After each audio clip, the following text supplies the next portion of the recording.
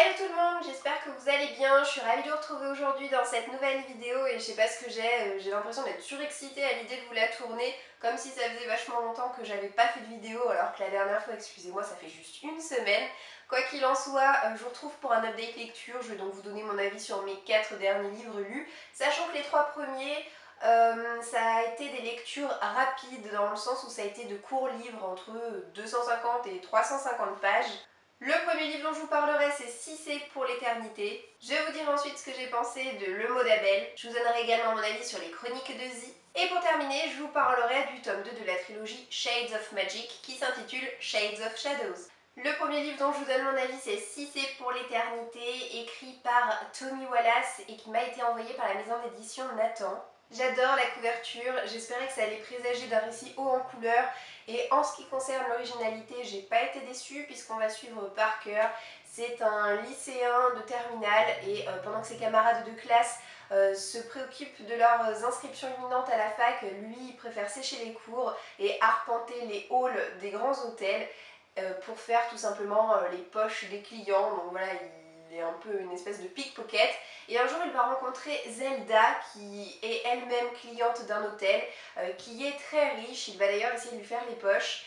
Et il va très vite se rendre compte que cette jeune femme, qui semble avoir simplement quelques années de plus que lui, a déjà une chevelure argentée, toute grise, et elle prétend avoir plus de 200 ans. Donc c'est un personnage qui est tantôt enjoué, tantôt mélancolique, qui va lui expliquer qu'elle est lasse de vivre depuis si longtemps et qu'elle souhaite mettre fin à ses jours. Et Parker, qui va s'attacher très vite à ce personnage, va tout faire pour lui redonner le goût de vivre. Alors j'ai mis la note de 3 sur 5 à ce livre que j'ai trouvé déroutant à souhait, c'est-à-dire que je n'avais jusqu'à présent jamais rien lu de semblable, mais les thèmes abordés par l'auteur entre deuil et dépression ont vraiment su me toucher. En ce qui concerne les personnages, on va donc découvrir Parker, qui est cet adolescent assez taciturne qui fuit la compagnie des jeunes de son âge, qui est muet depuis que son père est décédé lorsqu'il avait, je crois, 4 ou 5 ans. Ça lui a provoqué un terrible choc qui fait qu'il a perdu la parole. Pour autant, il réussit très bien à s'exprimer avec son entourage et sa famille, et quand il veut se faire comprendre, il y parvient tout à fait, que ce soit par le langage des signes ou à l'aide de son journal dans lequel il écrit tout simplement pour les autres, mais surtout pour lui-même, parce que Parker, c'est un petit écrivain en herbe. Il a une imagination débordante, très fertile, et il a la capacité d'inventer des histoires assez incroyables. Et de l'autre côté, on va découvrir cette jeune femme qui s'appelle donc Zelda, qui est unique en son genre. Elle est très étrange et elle a une espèce de mal-être évident en elle, mais en dépit de tout ça, elle reste une personne vraiment lumineuse et généreuse. Et tout au long du roman, j'ai pas pu m'empêcher de me demander à chaque fois si sa longévité c'était du lard ou du cochon, si c'était une vaste supercherie ou réellement un élément fantastique inséré par l'auteur dans son histoire. Et au bout d'un moment, je me suis dit finalement, peu importe ce que c'est, tellement il est évident que Zelda a bel et bien un pouvoir, c'est celui de transformer la vie des gens, parce qu'à son contact, Parker ne sera plus jamais le même. Ce qui m'a en revanche moins plu dans ce livre et ce qui vient justifier le fait que je lui ai mis la note de 3 sur 5, c'est l'écriture de l'auteur qui m'a assez déplu, je dois dire. Je l'ai trouvée froide et sans âme, je n'ai pas été touchée par sa plume, mais ce que j'ai su apprécier, c'est les quelques récits inventés par Parker que l'auteur a intelligemment glissés par-ci par-là à l'intérieur de son histoire, qui viennent apporter une bonne dynamique à l'ensemble, et je trouve d'ailleurs que le récit aurait gagné à posséder davantage de petites histoires telles que celle-ci. Donc en résumé, ce que je peux vous dire par rapport à ce livre, c'est que c'est un roman vraiment singulier, et de par sa singularité, ça fait pas un pli que ce livre ne plaira pas à tout le monde. J'ai quand même su relativement bien l'apprécier, puisqu'une fois de plus je lui ai mis la note de 3 sur 5. Mais c'est vraiment voilà, l'écriture de l'auteur qui m'a fait baisser ma note générale. Je passe à un autre roman, singulier lui aussi, mais d'un tout autre genre. Il s'agit du livre Le mot d'Abel, écrit par Véronique Petit, et qui pour sa part m'a été envoyé par les éditions Rajo. On est dans un univers dans lequel chaque enfant, à partir de l'âge de 12 ans, reçoit un mot qui va complètement conditionner le restant de son existence. Notre héros s'appelle Abel. Il a dépassé depuis quelques mois l'âge de 12 ans et il attend entre angoisse et impatience son propre propres mots. Abel est très stressé à l'idée de ne pas l'avoir encore reçu. Alors certes, il ne s'attend pas forcément à avoir un grand mot tel que peuvent l'être les mots justice, amour, paix, mais il espère en tout cas qu'il n'aura pas un mot noir ou un mot négatif. Et il espère également ne pas avoir de mots inutiles. Alors l'histoire de ce livre se passe en France, mais évidemment c'est un tout autre contexte que le nôtre, avec ce petit aspect fantastique qui est au centre du récit et que j'ai vraiment trouvé d'une originalité folle. Véronique Petit, c'est une auteure qui nous pousse à la réflexion avec ce récit qui s'adresse aux plus petits mais également aux plus grands, avec la découverte de ce mot qui va influencer le reste de sa vie et avec l'idée que c'est pas parce qu'on a un mot qui au premier abord semble négatif, tel que peut l'être, je sais pas, par exemple piqûre, ça veut pas dire qu'il n'y a absolument rien à faire avec ce mot, puisque Pasteur, qui a hérité du mot piqûre, a été l'inventeur du vaccin. Voilà, pour ne citer que cet exemple-là. Un mot peut avoir plusieurs sens et peut surtout avoir le sens qu'on choisit de lui donner. Alors j'ai mis la note de 3 sur 5 parce que, outre l'originalité du récit que j'ai adoré et le sujet principal de l'histoire, j'ai vraiment eu du mal à m'attacher au personnage d'Abel, que l'on suit à la première personne et que l'on découvre avoir un véritable mal-être, être extrêmement stressé à l'idée de ne pas avoir encore reçu son mot. Il est inscrit sur des forums sur internet et il est très souvent en train d'échanger avec d'autres jeunes de son âge qui eux aussi n'ont pas reçu leur mot.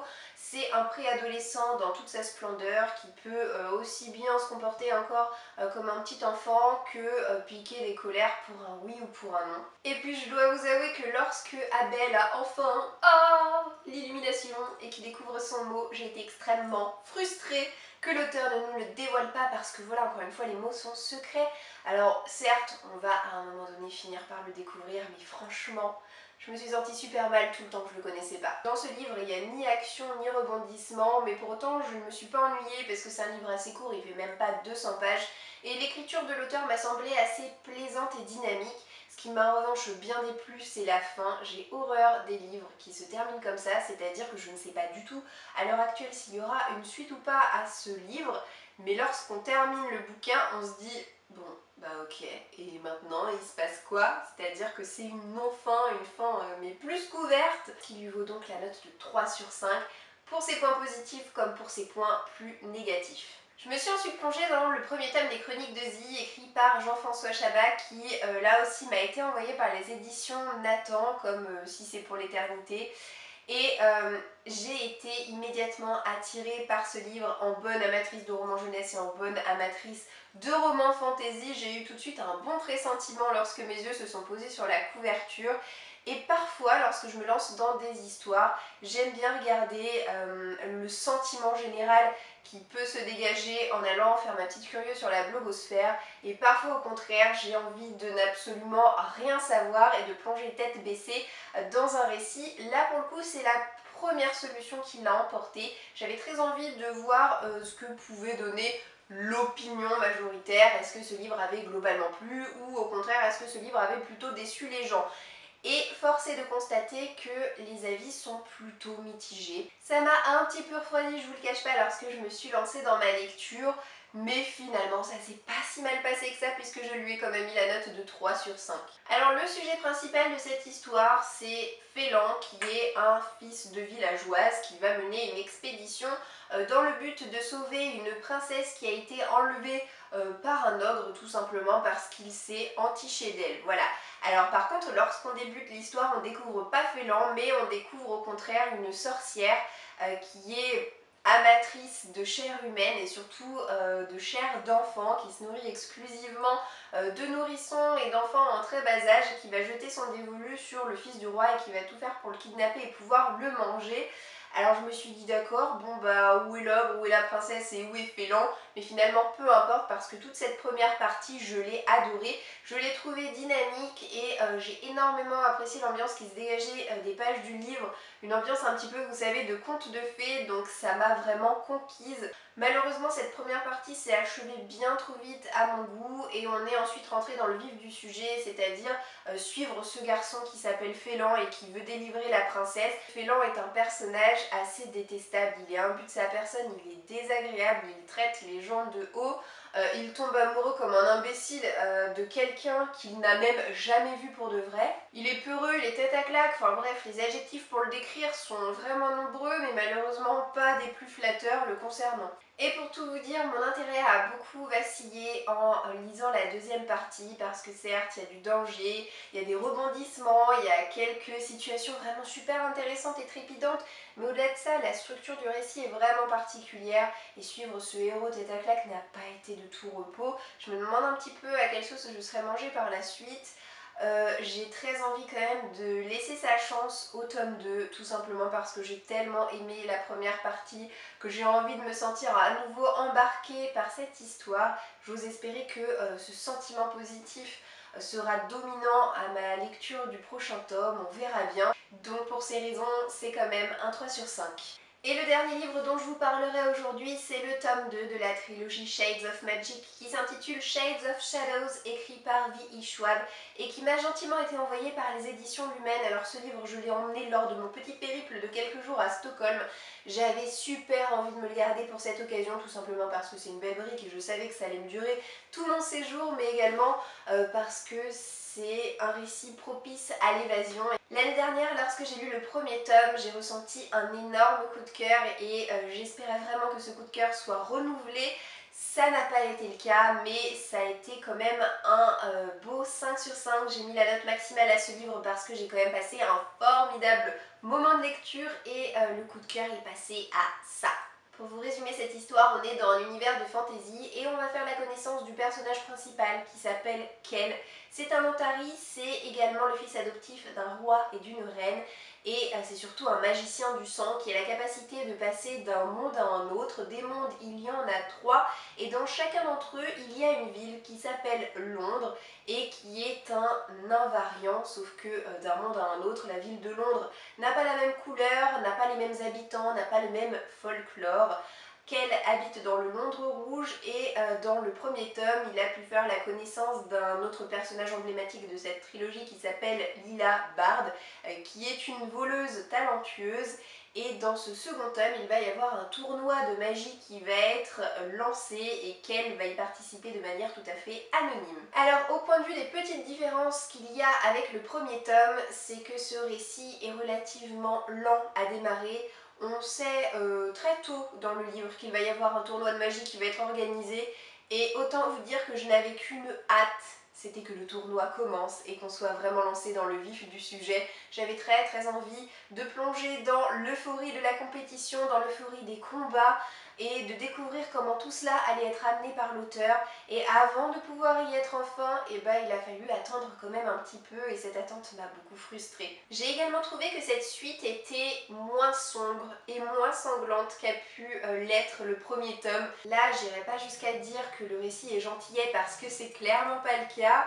On est quand même dans la continuité du premier tome et puis on reste surtout dans le même univers qui n'est pas hyper gai, qui n'est pas hyper paisible, mais pour autant il y a moins de danger on va dire que dans le premier tome. Au-delà de ça, j'ai été encore une fois passionnée par l'écriture de l'auteur. Je trouve qu'elle a un talent inouï pour écrire. Elle pourrait m'écrire absolument n'importe quoi, je pense que je la suivrai toujours avec passion tellement je trouve qu'elle a une plume extraordinaire. Elle a la capacité de nous immerger dans son récit comme c'est pas permis et j'ai retrouvé avec un plaisir absolument pas dissimulé ces deux héros, donc Kel et Lila, qu'on va suivre de manière alternée. Je peux même pas vous dire si j'ai plus apprécié suivre l'un que l'autre tellement ces deux-là je les aime tout autant. Même si le tournoi a mis du temps à arriver dans le récit, et j'ai trouvé que l'intrigue était quand même très intéressante. Et même si on sent que clairement c'est un tome 2, un tome qui assure la transition vers un final que j'espère explosif, et j'en doute pas une seule seconde parce que lorsque je vois le dernier tiers du récit où tout s'accélère, où on comprend qu'il y a des enjeux qui commencent à dépasser vraiment nos héros, on se dit oulala, pour la fin ça va être un truc de ouf. Et effectivement les dernières pages sont intenses et riches en émotions et je suis persuadée que je ressentirai à nouveau un beau coup de cœur pour le 3e tome. En tout cas voilà, c'est pas un coup de cœur pour ce second tome, mais j'ai passé un formidable moment de lecture. C'est une trilogie qui gagne vraiment à être connue. Si vous hésitez, n'hésitez plus parce que il faut absolument la découvrir. Pour ma part, c'est donc un beau 5 sur 5 pour Shades of Shadows. Je me rends compte que depuis que j'ai emménagé dans cet appartement, je vous ai pas montré une seule fois mes lapinous en vidéo. Tout simplement parce que je suis plus dans la même pièce qu'eux pour filmer, du coup j'ai pas le réflexe de pouvoir vous les montrer, mais je pense que voilà, ça vous fera plaisir de voir ma petite puce qui se porte comme un charme. Elle a 1 an maintenant. Je me dis mais c'est incroyable, ça fait déjà 1 an qu'elle est en ma compagnie et c'est que du bonheur, même si voilà, comme toutes les femelles lapines, elle a un caractère qui n'est pas hyper facile à gérer. Ça n'a rien à voir avec les mâles, mais c'est quand même du bonheur que de l'avoir auprès de moi. En tout cas, j'espère que cette vidéo vous aura plu. Je ne sais pas si vous avez eu l'occasion de lire certains des livres que je vous ai présentés aujourd'hui, mais si c'est le cas, n'hésitez pas à me laisser un petit commentaire pour me dire ce que vous avez pu en penser. Je vous souhaite de passer une très bonne journée et je vous dis à bientôt dans une prochaine vidéo. Ciao ciao!